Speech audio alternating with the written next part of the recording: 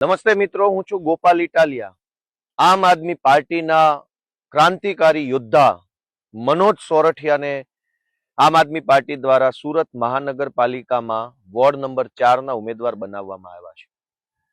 મનોજ સોરઠિયાને જ કેમ અને સુરતમાં જ કેમ? આ બે પ્રશ્નોના જવાબ ગુજરાતભરની જનતાએ જાણવા જરૂરી છે.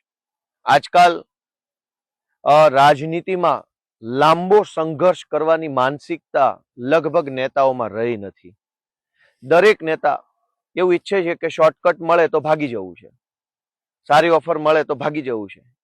એવા જમાનામાં સતત 12-13 વર્ષ સુધી કોઈ પણ પ્રકારના પદ વગર, કોઈ પણ પ્રકારની ટિકિટ વગર, કોઈ પણ પ્રકારની અપેક્ષા વગર એક જ પાર્ટીમાં 12-15 વર્ષ સુધી કામ કરનાર કોઈ વ્યક્તિ હોય તો એ છે મનોજ સોરઠિયા. એ પોતે ઉદ્યોગપતિ હતા. ભાવનગર જિલ્લાના મહુવા તાલુકાના મોદા ગામના અંતરિયાળ વિસ્તારમાં ખેડૂત પરિવારમાં જન્મેલા મનોજભાઈ સ્વબળે સ્વ મહેનતથી ફાર્માસિસ્ટ બન્યા. આજથી અનેક વર્ષો પહેલા, મારા કરતા તો ઉંમરમાં 10-15 વર્ષ મોટા છે. વર્ષો પહેલા ખેડૂત પરિવારમાં, વણ પરિવારમાં જન્મેલ એક વ્યક્તિ ફાર્માસિસ્ટ બને એ બહુ મોટી ઘટના કહેવાય. ગામડામાંથી શહેરમાં ભણવા જવું, જાતે ભણવું, જાતે આગળ વધવું, આજુબાજુમાં ભણતરનો માહોલ ન હોય એવા સમયમાં ભણવું એ મોટી વાત છે.